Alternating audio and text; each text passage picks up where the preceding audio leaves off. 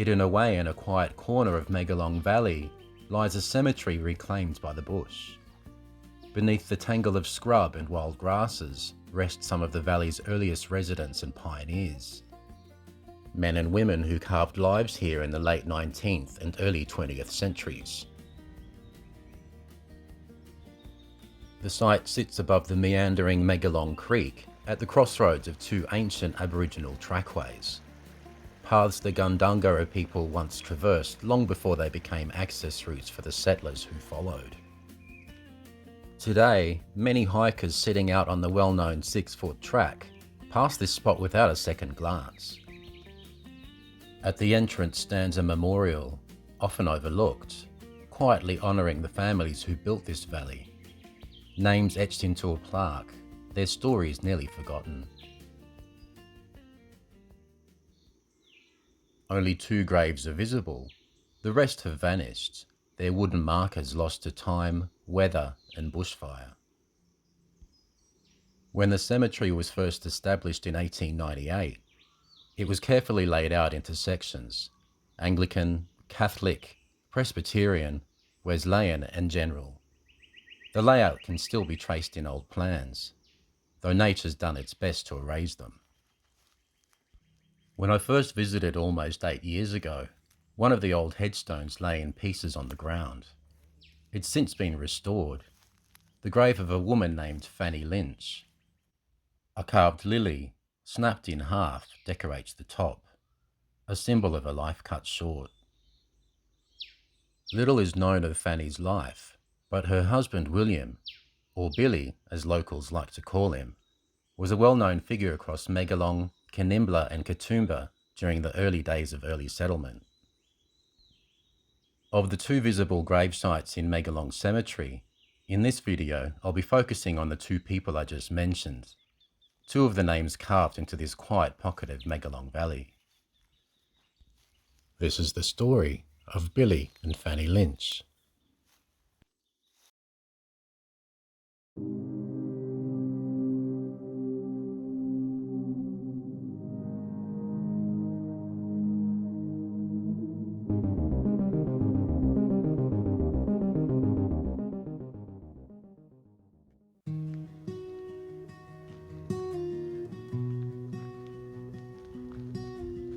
William Billy Lynch was born in 1839. His father, Maurice Lynch, known as Morty, was an Irish shoemaker and bagpipe repairer convicted of stealing a snuff box at just 19 years old. For his crime, he was sentenced to 7 years transportation. Aboard the William Jardine, he and 110 other convicts left Dublin on November 28, 1837, arriving in Port Jackson on 11 April 1838. He reportedly had a relationship with a Gundungurra woman, whose name wasn't recorded, from the Cookwell area northwest of Goulburn, resulting in the birth of William Billy Lynch. Billy spent his early years at Bernambi, one of the first outstations in the Southern Highlands, before the family moved north to the Kanimbla Valley. They moved into the Hartley district, and it was there that his name first appeared in colonial records, a young boy, about 11 years old, attending a blanket distribution at the Hartley Courthouse in 1841. In 1814, Governor Macquarie introduced a system he believed would foster cooperation: the annual distribution of blankets to Aboriginal people. To Macquarie, these gifts were a gesture of goodwill, a means of encouraging what he called civilized habits. But beneath the gesture was a growing dependency, one that deepened as settlers claimed more and more land. As country was fenced off and sacred hunting grounds destroyed, Aboriginal communities began to rely on these government-issued rations: blankets, flour, sugar and tea. Each year, officials kept detailed records known as blanket lists. They catalogued each recipient's English and native names, age, family details, and tribal affiliation. The government stopped its blanket handouts to Aboriginal people in 1844. For several years, Billy Lynch made his living on the rugged frontier of western New South Wales, working as a guide and police tracker along the Lachlan River, his knowledge of the land unmatched by those he helped. Later, he found steadier work as a shepherd in the rolling paddocks of the Kanimbla Valley. Around the age of 30, Billy's life took a gentler turn when he married Rose Anna Fisher, a Hartley Aboriginal woman, also known as Fanny Page. Together they raised 6 children: William, Emily, Fanny, Joseph, Rosie and James. In 1867, Billy and Fanny's second son, Joseph Lynch, took the bold step of applying for a conditional purchase of 40 acres along Cox's River. It was there the Lynch family made their home for the next decade. By then, Megalong Valley was already stirring with the rhythm of settlement. Families were arriving to clear the land, raise livestock, and grow vegetables and grain in the fertile soil. Coal and shale deposits were identified in the region, but extraction and transport remains a major challenge for the isolated valley. Meanwhile, on the ridges above, change was sweeping through the mountains. The arrival of the railway from Sydney to Mount Victoria opened the region to industry and tourism alike, and a small area once known simply as the Crushers began to evolve, soon to be renamed Katoomba in 1878. The world around the Lynch family was shifting rapidly, and they were there to see the mountains transform. Billy Lynch was well known in the region, a familiar figure along the rough bush tracks that wound from Megalong to Katoomba. He often walked the 6-foot track, carrying rabbits, possum skin rugs and bush honey to sell in the growing town. People came to know him as a knowledgeable yet quiet man of the bush, one who could read the land like few others. When tourists or day trippers lost their way in the dense gullies, it was often Billy who tracked them down, guiding them back to safety. Billy and his sons played for an all-Aboriginal cricket team called Cox's River, taking on the settlers' team from the valley. These friendly matches became local events, moments of laughter, skill and pride that showed how the Lynch family was woven into the fabric of Megalong's early community life. During my research, I discovered that both Billy and Fanny were mentioned in a now rare book, written by Bernard O'Reilly in the early 1940s. I was lucky enough to track down an old copy of this fascinating work. Cullen Benbong is more than just a book. It's a vivid window into the early days of the Kanimbla Valley, a collection of memoirs and stories from O'Reilly's youth. Through its pages, you can almost hear the voices and see the lives of the valley's pioneers, including Billy and Fanny, coming alive once more. O'Reilly tells of his family's close relationship with Old Billy and Fanny, considering them both part of their large family. Fanny was Bernard O'Reilly's grandmother's help long before his mother was born, and Billy, in his youth, worked for O'Reilly's grandfather. Fanny would come into the O'Reillys' slab hut by Long Swamp Creek, shyly saying to Mrs. O'Reilly, "I come to see if I can do something for you, Mrs." Billy come along too. He been getting some nesses. And there was Billy, partly hiding behind the shed holding a kogi full of fresh honeycomb. No doubt he'd been out robbing some bees' nezzes. Billy was known to find stringy bark trees, climb them, and scoop out the honeycomb and drop it down to Fanny, who'd catch it in the kogi. In the O'Reillys' house, Fanny would keep herself busy helping Mrs. O'Reilly.